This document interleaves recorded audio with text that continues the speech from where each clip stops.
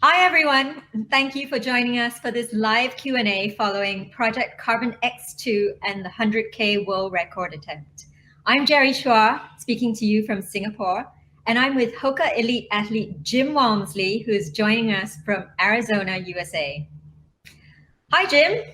Thanks for joining us today, and congratulations on your performance. You were just 11 seconds off breaking the world 100-kilometer record. But you did break the American 100-kilometer record by more than 18 minutes, and that's really impressive, and became the second fastest ever man to run the 100 kilometers. It was incredible to watch. How are you feeling? I'm still feeling a little sore today, but I'm moving a lot better and optimistic about maybe doing some jogs later this week. But feeling really good in retrospect about the race and giving everything on the race and living with the result. It's still makes me smile knowing I put it out there. That's really great to hear. Can you tell us, leading up to the event, what were your plans for the event and then how things unfolded? Yeah, so probably the biggest focus for me was to try to just maintain being patient. I felt like Project X in 2019, I got impatient. I started feeling really good, and I started clicking miles way too fast than I should have. And just knowing that doing ultras on asphalt, everything compounds very quickly. And the key was going to be, even though it feels easy, it feels easy, it feels easy, just knowing that it was going to get very, very hard. And if you stay patient, you'll have more energy to fight it when it does get hard. And I felt like I stuck to the plan really well. If I had any opportunity to try to make time, it was going to be kind of maybe around 70K, and I felt like I was running good there, but not out of control like how maybe I would have been in 2019. So yeah, patience was the key, and I felt like I stuck to that pretty well.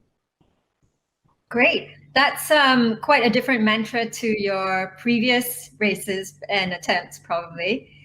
One thing I did notice, so Eric Sensman was in the car in front of you, and was he the one yelling at you the whole time? Yeah, I basically got another 6 hours of my life looking at Eric on the back of my car and a big camera in my face. It's kind of funny, and so yeah, Eric was back there and trying to help me out and give me some tips on where I was being encouraged. In that last 5 kilometers, you were obviously really trying to gun for a time, pull back a little bit of time, maybe lost in the 85 to 90K, 5K split. In the very last bit, I noticed that you were checking your watch quite a lot. Maybe as opposed to getting your head down and just really gunning around the track. Was there a reason for that? So probably that was the best indication of where I was at, what I was doing, how far I had. My watch had already clicked over 100K. So, and just calculating things. And even me calculating things, I think I still feel like I ran through the line as best I could. I like easing back and even walking through the line when I can, because it's just, I feel like I'm not on the track. I don't have to sprint, but even with this one not getting it pretty obviously a little bit from the line, I still felt like I deserved it, or just owed it to everyone to run as best I could all the way through. So I don't feel like it slowed me down at all, but the 5K mark at 95K into the race was the last distance indication I had from the finish line. And I guess in the moment at the time, I'm hurting a lot, and the only piece of information I could really get was from my watch, and was just trying to, I still kept my watch in miles, not kilometers. And at the time I was just trying to keep my pace under 6 minutes per mile, which I thought would be enough, but you're just seeing it not get close enough, fast enough. And yeah, for me to look at my watch like that was really concentrating on the time, my pace, and myself personally, even though it looks like maybe I was distracted. But yeah, I remember growing up running track and coaches always saying, don't look back, don't look back. And I would look back 20 times on the last lap and it was fine. I don't think I lost anything with that, but that was the way I was staying focused in the moment. Well, whatever it was, you did an incredible job. I'm sure, like myself, many people, were just literally glued to our computer screens or our TV screens and just cheering you on. I wanted you to go as fast as you could, and Yeah. you totally did that. Well done. Yeah. Well, thank you. I wish I had one more gear and was able to get a few more seconds out of it, but I don't know. I think being left a little hungry is sometimes a good thing in a bigger picture. We'll save that for Carbon X3 project. Project Yeah. Carbon X3. I know I'm hearing a lot of whispers about that already, and well, I need some time from this one first. For sure, yeah. Thanks, Jim. So now we have some questions from our competition winners. We had a total of over 1,000 people from Singapore, Malaysia, Thailand, Vietnam, Korea, Hong Kong, Taiwan, Indonesia, and New Zealand enter our competition for the chance to ask you a question. So you're super popular over here, as you can tell. And also, another motivating factor may have been that the people whose questions are read out will also receive a pair of HOKA Carbon X2 as a prize. So pretty cool. So let's start, shall we? Yeah. Okay, first question, Jim, coming from Alvin Tan from Singapore. He says, hi, Jim. You've had great successes on both trail, such as wins, course records, and FKTs, and road, such as the US Olympic trials. Which of these do you consider to be your greatest and/or favorite achievement, and why? Yeah. Probably one and the same. I think I have a very personal and more years than I maybe care to have as long of a relationship with, but Western States just really stands out to me as kind of the perfect project child that through my career of starting from an almost and ending in flames to coming back the next year and just having all sorts of problems, kind of my own faults, and not necessarily slowing down enough on the heat in the day, and learning from mistakes and picking myself up after failures to have two really incredible runs the next 2 years there. I think that for me is just a fairy tale. And so the trails, the running, I think it's a really fast running pace that I really like enjoying training for, and the race itself plays to some of my strengths. So for a lot of reasons, Western States is kind of definitely my favorite race I've done. Yeah, I think it's definitely something we associate with you as well, for sure. Yeah. So we're moving over to Indonesia now, and a question from Augustinus Dama, who would like to ask, which surfaces did you find the Carbon X2 shoes more suitable for, road or track? And what do you think the new enhancements have done in the Carbon X2 have done to improve your performance compared to the Carbon X?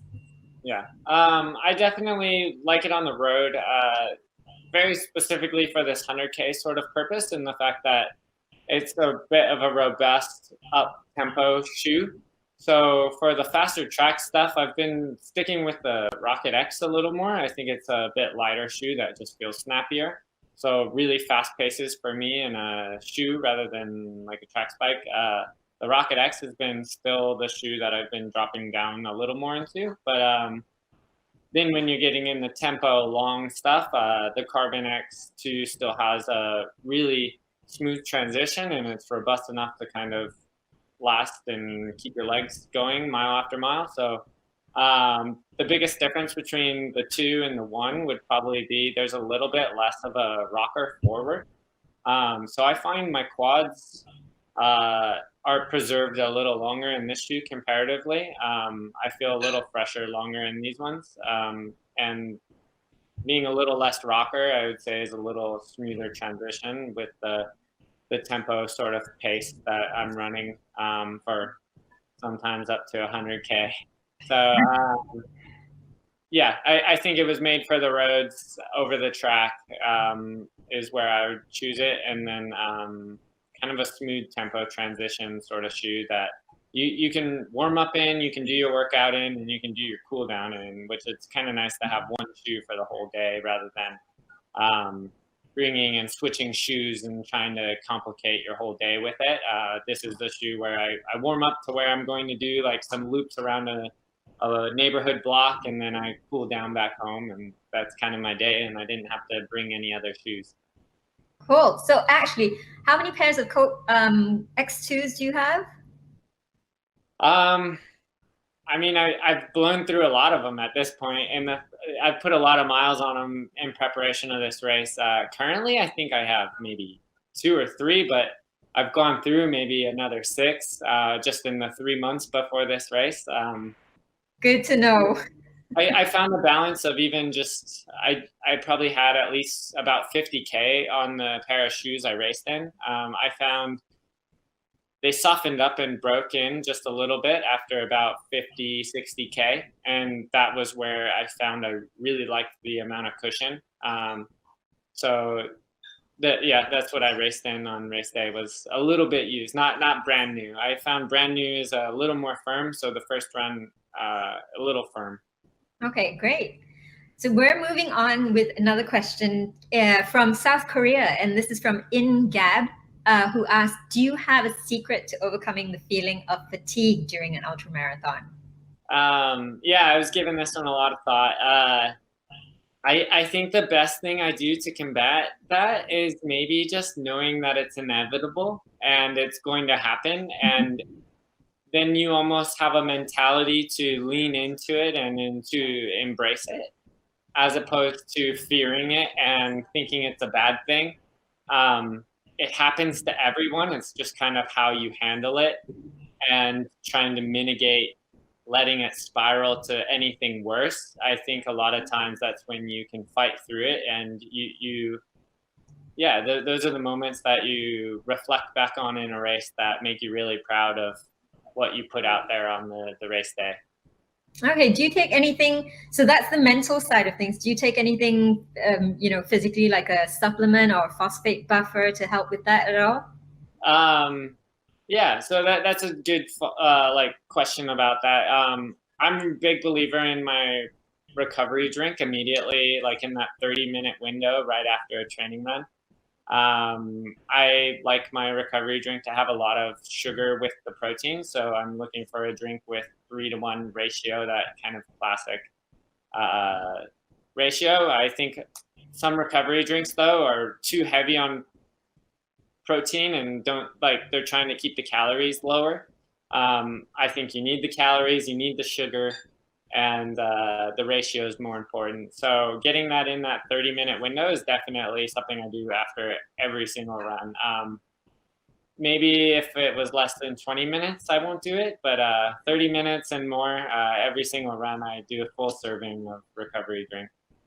Good to know. Don't forget to do that, boys and girls.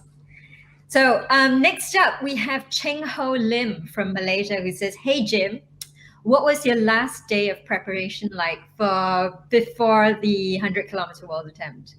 Yeah, so my last day is probably not too exciting. Friday, the day before, was just a shakeout. I think I did 10K and tried to keep things very casual, very relaxed. But maybe more exciting would be workouts and stuff before.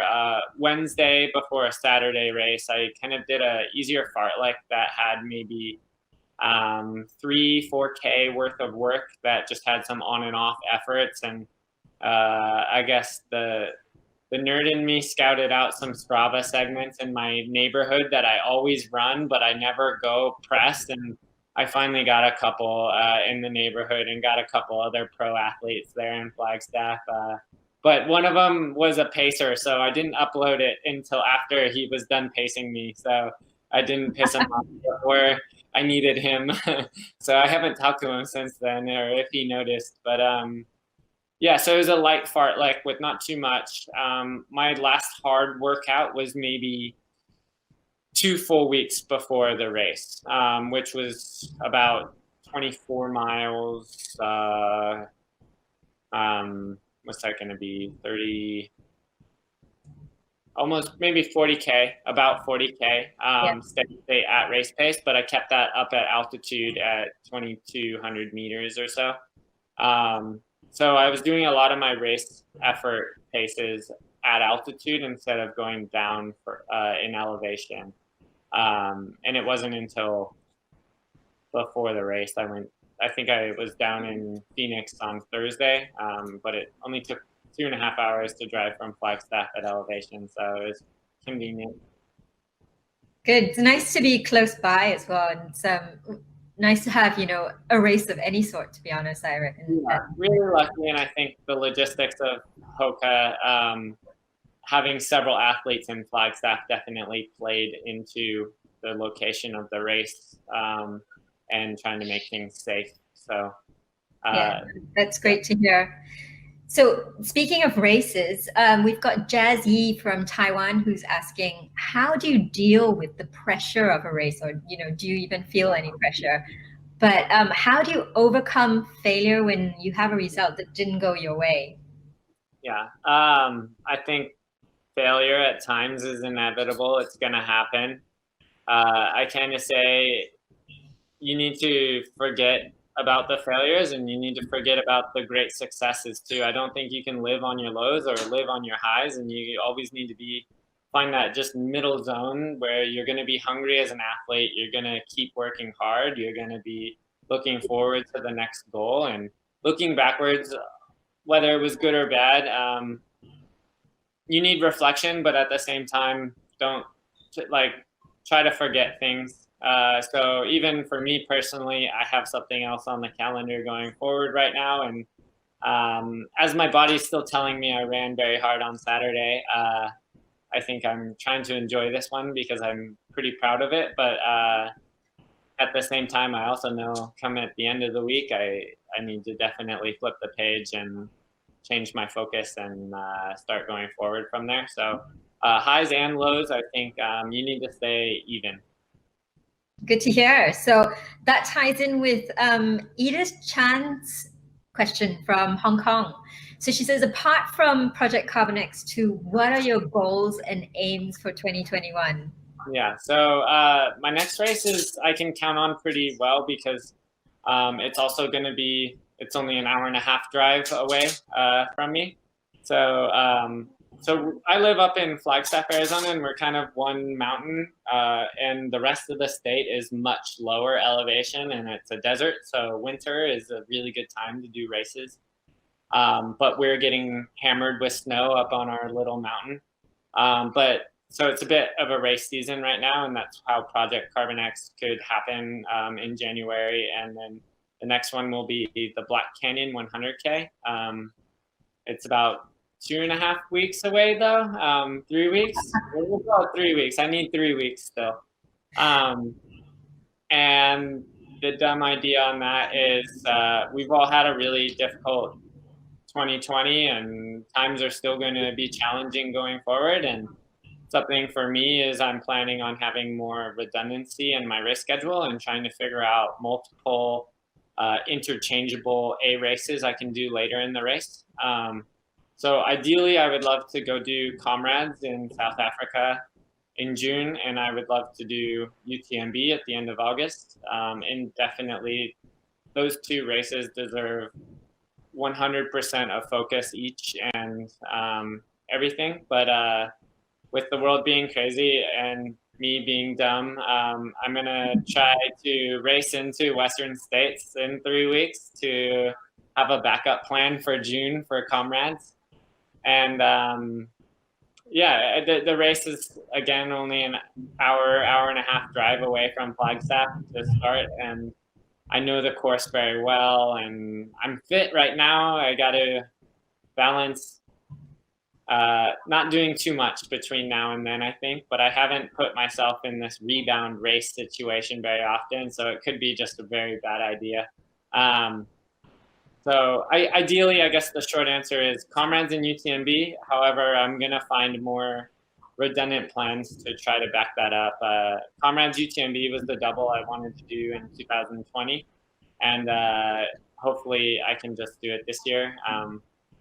And then I guess long-term wise, I'd like to do more mountain ultra stuff. I think a lot of stuff you do actually, Jerry. That just it's very interesting, and I don't know if I'll ever attempt the tour, but stuff like that is just so challenging. We'll see. Yeah, never say never. I know. I say never talk trash on a race or event or a specific niche of now ultra running. Because you'll probably become it eventually. Yeah, absolutely. No, that's great. All the best with the races you've got coming up. And, you know, the Black Canyon, did you say? Yeah. Is there a lot of elevation with that one? There's not. That one looks pretty downhill on paper and looks like it would be really fast. But there's all these like 1 to 3 meter ups and downs that don't count for anything on paper, and all these twists and turns. I think it's very challenging on your hips and structurally. And I think it chews people up. It can also be really hot sometimes in February in Arizona. So the heat in February for us in the Northern Hemisphere really is challenging that time of year. You guys have consistent kind of warm and humid all the time. I was sweating a lot when I came in to Singapore, but February, we're generally not ready for that. Well, good luck anyway. I'm sure you'll be fine. Yeah. We're going over to Vietnam for the next question. And we've got Giang who's asking, what was your diet before the 100-kilometer world record attempt? So I guess diet-wise, generally speaking, I'm vegetarian. I don't eat any meat and not many eggs, but I eat a lot of carbohydrates. I eat yogurt every morning for breakfast and with some granola. But then before races, I always have a margarita or a cheese pizza. Not a margarita drink, a cheese pizza basically is kind of my go-to meal before races. I find I can find cheese pizza pretty much around the whole world for the most part, and it settles well in my stomach. I don't have too many problems with it, but nothing outside of that I would say is really specific. I don't try to deplete or stay away from carbs at any point or this or that. Yeah, I would say, but then again, I guess Americans also eat kind of funny too. So it's with American lens on it. Yeah, generally I like making bowls at home with rice and black beans and add in sweet potatoes and beets and usually just do different sauces sort of thing. But we just call it the sweets and beets. And then the real trick is what sort of sauce we're putting on it. Great. Sounds far too healthy for me. So we're going over to a question from New Zealand at the moment. We've got Andrew Wilcox who says, I love your running achievements, Jim. How are the Carbon X2 different from the Carbon X, which he uses regularly and he loves running in? So he wants to know if the Carbon X2 will finally help him run a marathon under 3 hours so he can stop going on to Madeline Wilcox about this goal. Yeah, well, thanks, Andrew. They will help you break 3 hours in the marathon, I think. Yeah, especially if you like the Carbon X, I think this one's an improvement on all levels of the Carbon X. I think they found like marginal gains, how to make the shoe a little bit better than the last model. And I've found that this shoe doesn't cause any problems for me, which is a really big benefit, especially if people are trying all sorts of shoes these days and they can't find the right one. This one's been really neutral for my foot, of no problems, which is really great for ultras. Not getting blisters and hot spots and rubbing on the side of your foot is a really big deal. So this one's worked well for the shape of my foot. Besides that, the biggest difference, I think, as I mentioned a little earlier, was the rockers a little less pronounced, and overall giving it a smoother transition. I find, especially when I was settling into the race later, I could really roll off of the heel forward though. It's still a very robust heel that was kind of comfortable in that up tempo pace that we were trying to lock into. So yeah, I think helped me run under 3 hours for the marathon and my 100K. So hopefully it can help you too. Yeah, several times over. You look great actually. Your knees were high, you know, and your stride was good pretty much the whole way. I didn't fatigue. Sometimes overpronounced, but it feels natural to me. I think I'm a big fan of not trying to change too much with your own stride. I think as long as you're staying healthy, just try not to change anything drastic. I think that what you can do volume-wise and work-wise is going to outweigh trying to make problems that you don't foresee. So I have a name that I'm going to very carefully pronounce here from Thailand. We've got Kritapas Tienwiwat who says, yeah, well done, Jerry.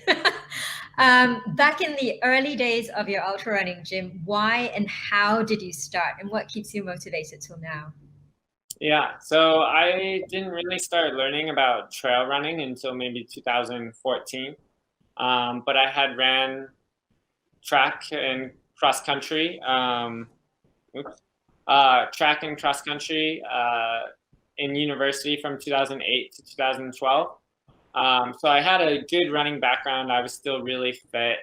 But where I was living in Montana in 2014 was everything was about trails and adventure. And it's just really awesome state that we have here in the US that really embraces getting out and hiking and camping and adventuring and fishing and all these like kind of wild things to do. And yeah, the race scene for running was trail running. And so trail running, my first race ever was a 12K. It wasn't until one full calendar year later that I said I would, the year before I said, oh, I would never do the 30K. That's too long for me.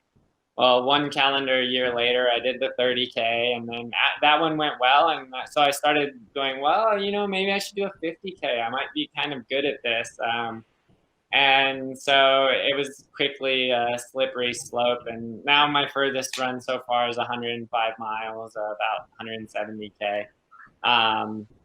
And it's just a sport I've kind of fallen in love with. The more I learn about it, the more I want to learn about it, the more I want to try and go do other races that sometimes don't fit together, but I try to at least periodize my training or the races that I'm doing, that over time I can link them together. But if you look at 5 years worth of work, it's quite scattered of what distance do I run? I'm not quite sure. So I just try to have fun and pick races that I really like to do, that catch my interest and get me out the door to train as hard as I can. So having passion focus. Yeah, I think a major component is really having fun, especially in the long stuff, the ultra marathons. I mean, you have to keep yourself motivated, and if you don't have that element of fun there, it's exceptionally difficult. Yeah, I think even looking at things for training for this race, really analytically looking at the motivation aspect of whether it's 100K, UTMB, a 24-hour race on the track, or the mile to break 5 minutes or 4 minutes or whatever it be. I think you just have to be really passionate about what you want to do, and finding that passion is going to be the motivation, and that's going to build off of each other when you keep attempting it and you keep building off of the last attempt you had. Yeah, I think we definitely see your passion, Jim. We're over from Korea now, and we've got Jung Ki, who says, hi, Jim. I also went to military academy like you did. How do you manage injuries, and what's the worst injury you've had?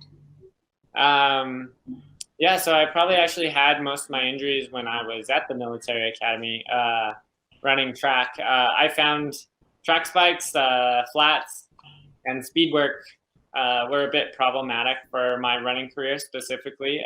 It put a lot more pressure on my Achilles, so I had a lot of overusage injuries in my lower legs and Achilles. So um, for me, it's been a lot more little drills every night. I'm doing toe crawls and some like eccentric calf raises to try to just maintain my calves and my feet feeling a little better. That's been what I've had problems with in the past, so that's what I focus on.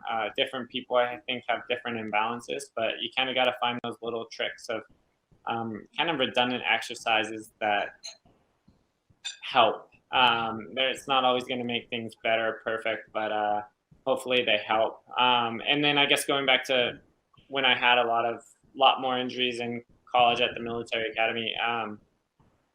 Sometimes it's not necessarily running stress that's maybe contributing to the injuries. I think sometimes you need to simplify life a bit, and stress can come in all forms, whether it's family, kids, school, work, all sorts of things. I think all of life needs a bit of a balance, and you'll see that stress show through in running. So it's important to just balance, I think.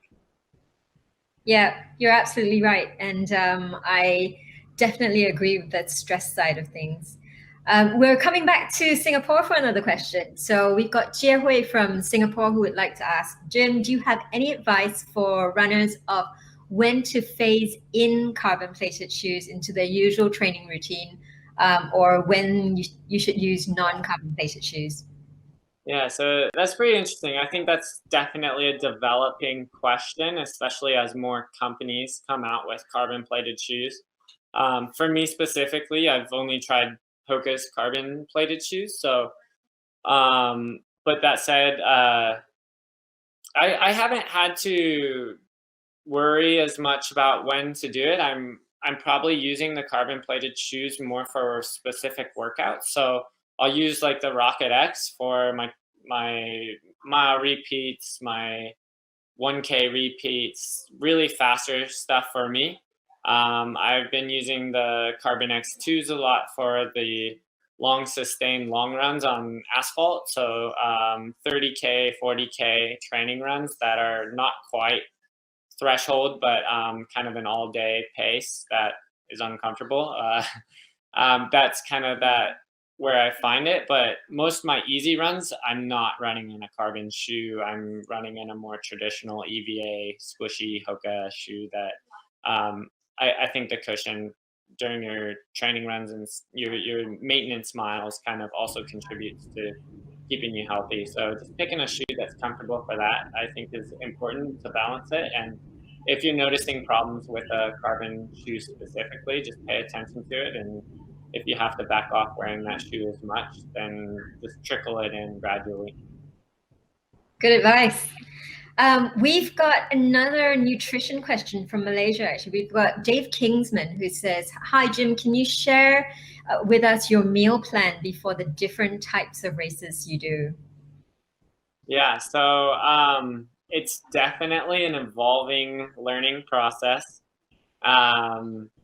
For this race specifically, it was liquid based. So I was taking uh, about 250 calories of Morton liquid per lap. And then I maybe had about 3 or 4 gels. So I had about a half liter of water per hour and about 360 calories for this 6 hours. That's pretty high for me on calorie intake, and I think most people. I would not be able to probably sustain that for 10 hours. So for my shorter races, I'm trying to take in more carbohydrates pretty quickly. That definitely, in my experience, backfires to try to maintain that longer and longer. I find I can keep using carbohydrates as my main source of nutrition and stuff through 12 to maybe 16, 17 hours. And then after, I would say 16 hours, I am very much trying to find my own way with what is going to work best for me. I think some of the ideas I have is sort of, I think one of the things is some sticky rice, avocado, and eggs with some salt as like just wrapped in some aluminum foil. I think I really like cheese at UTMB, especially after I've bonked or this or that's gone kind of bad at UTMB, because I've hit some low moments on that race, and that's been one of the longer time-wise races I've done. I find I'm starting to crave some more fats and salts and stuff. So longer stuff, I'm figuring it out like a lot of people, but I'm definitely learning that there's way more balance than just sugar, sugar, sugar. I'm not able to do that for 24 hours right now. And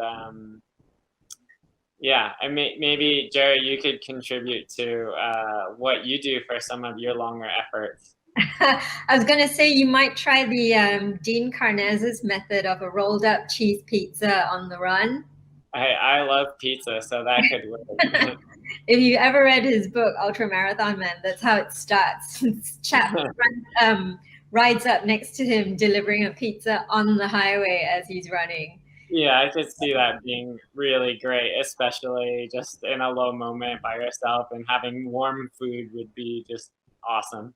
Yeah, but I do find that, just keeping your brain satisfied and your stomach satisfied are also two different things. So all the liquid nutrition, as you know, I'm with liquid nutrition as well, but I find that having something to crunch or bite on really makes a big difference, and that mix of salty, savory, and a little bit of chew and a little bit of crunch all works. So I do a mystery trail mix. I just chuck a bunch of things in together. Stick my hand in whenever I need a boost. I think that is a good idea. I know during Western States, I've been able to do it in 14, 15 hours, but usually after I get to the Rocky Chucky River, so kind of the last third of the race, what I like doing is cantaloupe or like a honeydew melon, but some sort of fruit. Just the chewing of some food at that point is really satisfying. So when you're bringing up the chewing part, yeah, I get that. I think definitely you need to satiate that part of your appetite as well. Makes a big difference. Okay, so we're going over to Indonesia now, where we've got Oscar Frendino, who asked, what do you think about, Jim, when you're running an ultramarathon? Man, during races, I'm pretty focused. It's probably very boring. I am obsessed with the time, the pace, the next aid station, the calculations, how other people are feeling. Do I wander as much in races? Trail races, I definitely get to wander a bit. I think especially with the amount of places around the world I've gotten to travel, I think sometimes the sights I get to see while I'm on a trail is just, I like relaxing my mind and just trying to be present in that moment. But for the most part, I'm pretty focused on race days. In training, I think I savor drifting off and thinking about this and that. So I would say in training, it's usually what's going on in life. If I have a little project or this or that I'm worried about, I'll just be kind of thinking about that. Nothing necessarily important or consistent, but my thoughts are not as collected in training and more free. But in races, I find it's actually really boring. It's almost always I'm looking at my watch down the home stretch of the 100K. Like, I am laser focused on that. So nothing too exciting with that. Ever had any hallucinations? This 100K is probably about as bonky as I've ever gotten. My vision was definitely getting blurry down the home stretch. My hands were so tingly. And then in retrospect, there's a guy that used to set up like Gatorade or water for us as high schoolers in Arizona along the canals for our long runs that we do on the weekends. And he just kind of, he knew we would come out running, and he would just set up water for us because it's really hot here in the summer.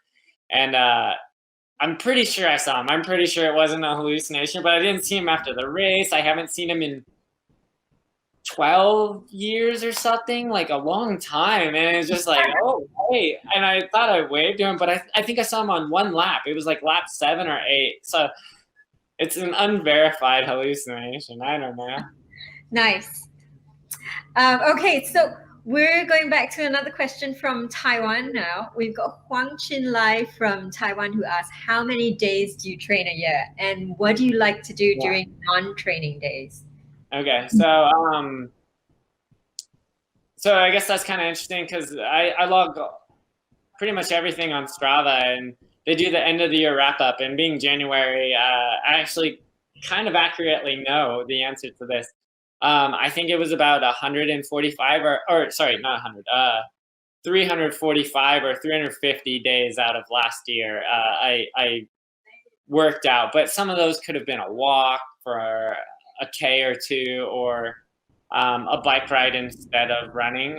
So it still counts cross training, but some of those days I wouldn't consider training. Days that I have off, sometimes it's traveling, I would say. Sometimes it's family holiday. I'll just take it. I think, so I don't plan off days in my training. I never write like a plan 0 day. In my experience, it's been better to use a day for an off day when I need it rather than to plan for it. So it doesn't mean I don't take days off, but I find when I'm really tired and I'm overwhelmed, I take those days off. And generally I try to keep them very pathetic, not move from the couch. I mean, in other times it could be stress outside of life of I just need to go run errands and chores that are just adding up, and I feel just stress compounding. Sometimes it's just focusing on something else for the day. So yeah, so not too many days, I guess, off in the year. Okay, so your off days are pretty ad hoc and few and far between. A little bit, yeah. All right, so we've got a question from Hong Kong. It's Hong Wong who would like to ask about your workouts. He says, hi, Jim. How did you prepare for the 100K world record attempt? And what was the ratio between speed sessions and slow sessions? So for this, I would say I initially started out so I transitioned from the Solomon Golden Trail Championship. I don't know. It was a lot of mud. It wasn't what I was expecting. I was pretty sure I was in really great shape for that, and they just threw me a really hard curveball. But so I recovered from that, and I got back into things, and I was planning on doing maybe 2 workouts a week in the long run, kind of pretty traditionally. But I found I was getting back into shape really quickly and recovering really well from that stage race. And basically, I decided to kind of periodize what I was going to do. So I took 2 weeks where I basically dropped in what I've done for a half marathon prep. And I did twice in 1 week. I did 2 workouts, AM, PM workout on the track. And it would be like some days we call it like double threshold days, and you can do mile repeats twice, or do mile repeats and follow it up with 400 repeats later or something like that. But really intense days and kind of doubling down. And I find in a 2-week period, it just destroys me, but I get a lot of response and good effect in my training without really bearing me long term over time. And then what I did is I did 2 weeks of cutting out the workouts, and I just went straight high volume, and I was running 160 miles a week. In the first week I did doubles, a couple doubles, maybe 10 runs that week, and then the second run I only did 8, and the 8 was because I did a double on the workout. I did 1 workout that week. I didn't do any of the other. And then the last 3 weeks was very much light workouts, trying to get my legs feeling good again, remembering some of the faster stuff I had just done, and freshening up mainly from the volume. So a lot of it's just reading into where I was at what I felt I needed. I don't have a coach. I don't feel like I would necessarily be a good coach because a lot of my judgment things on my training is based off of my own honest feedback with myself, and not so much, I don't feel like I can do that for another person the same way. Um, and sometimes I get it right and sometimes I don't. But yeah, so it was a bit periodizing how many workouts I was doing a week and that sort of stuff. But I tried to do almost 2 to 3 week little blocks of get as much adaptation as I could in a couple different areas. And then about 3 weeks out for a very big A race like this, I started to try to just feel how I could bring it together.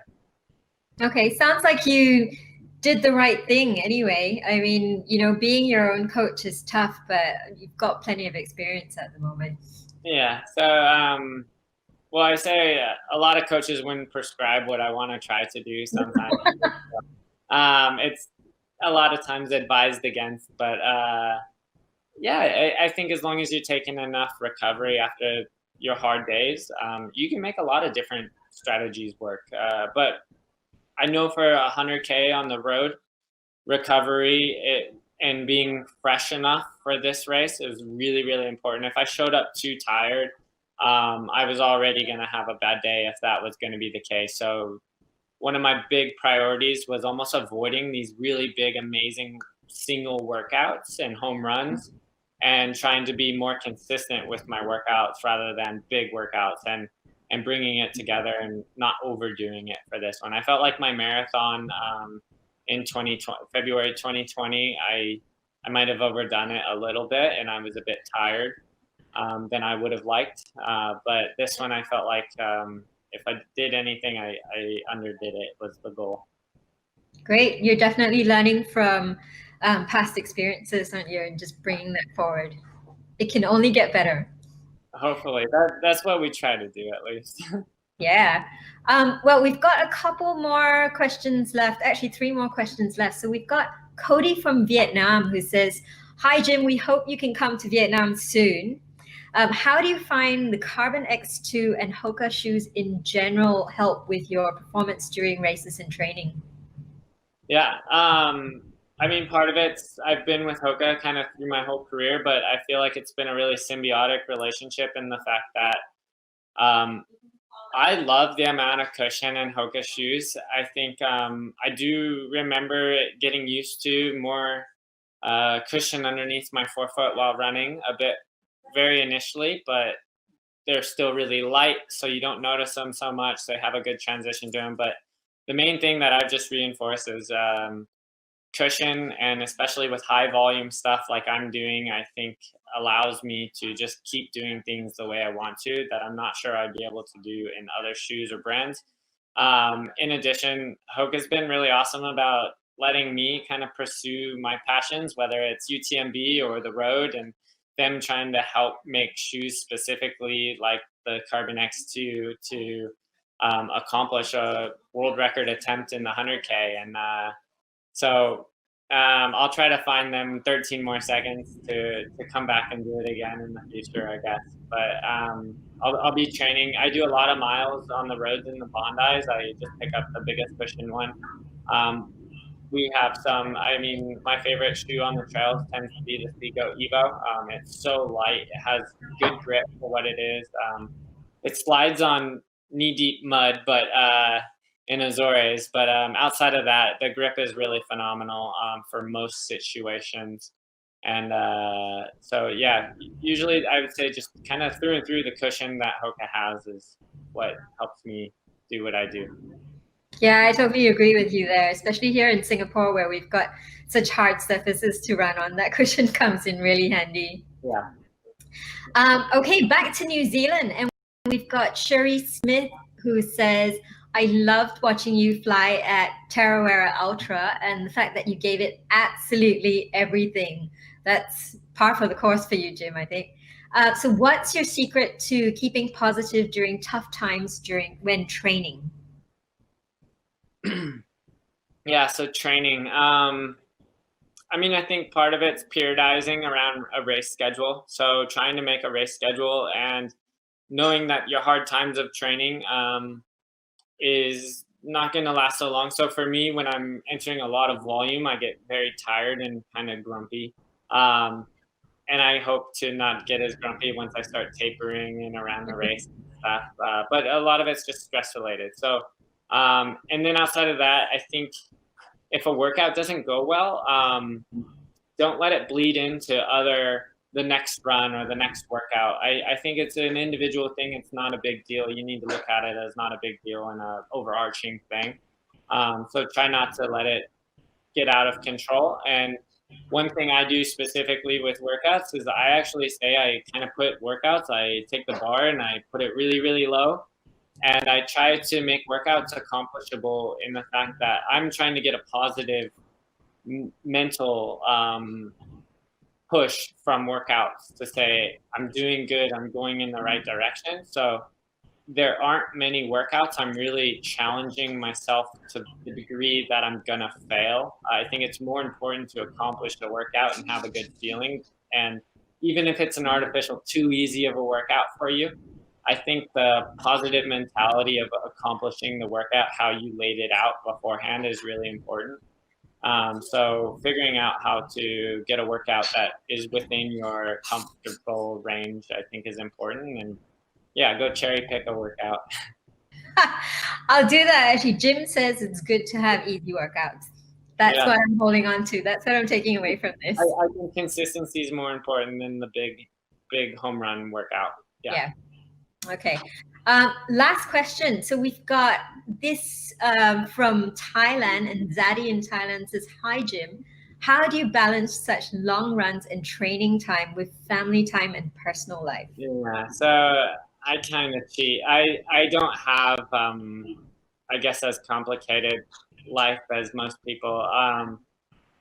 I live with my partner and don't have kids or parents living with me. And then social life kind of probably goes down when training goes up. And kind of, professional athletes live in an arbitrary world that isn't necessarily equivalent, but there's a lot of professional athletes that balance a lot more. I think looking at the marathon that was run in the US in December, Marty Ayer is a medical student in his 3rd or 4th year, has 2 kids. He used to live in Flagstaff with NAZ Elite, and I think he's just someone that thrives on having more on his plate than less. And I'm not that person. I do much better when I have one thing to focus at. But again, I think it goes to balance and how you handle the stress. So if you're finding you're struggling with your running goals because you have a busy life and stuff, I think figuring out how you can time manage a little better will translate to running. Instead of trying to train harder to get better at that point, try just organizing life a bit to make time for kids or make time for your job and make time for your running. But more running isn't necessarily the answer to getting better at running. Sometimes if you organize the rest of your life, you'll see results in running as well. Sounds like great advice. Thanks a lot, Jim. There was some great questions there. Okay, thanks, Jim, for answering all those questions. It's really great to hear from you, and our fans love hearing from you directly. I have one last question. Now that maybe pandemic restrictions might be easing up a little bit, are you going to come to Asia if you have a chance? Yeah, I would absolutely love to. I think I need to dig into some ultras that I guess everyone in Asia would love to see me race, and I think I'll take a fan favorite race, and we'll try to make it happen. Definitely. If not this year, definitely in the next few years to come. Jim, that's great. We wish you the very best of luck and look forward to following you on your next adventure. We're going to look up race results for Black Canyon for sure. Oh, man. Yeah, hopefully the legs come back. But I appreciate everyone giving me their questions and following along and enjoying the journey. Yeah, it's been a really awesome session. I've enjoyed talking to you, Jim. Thanks so much.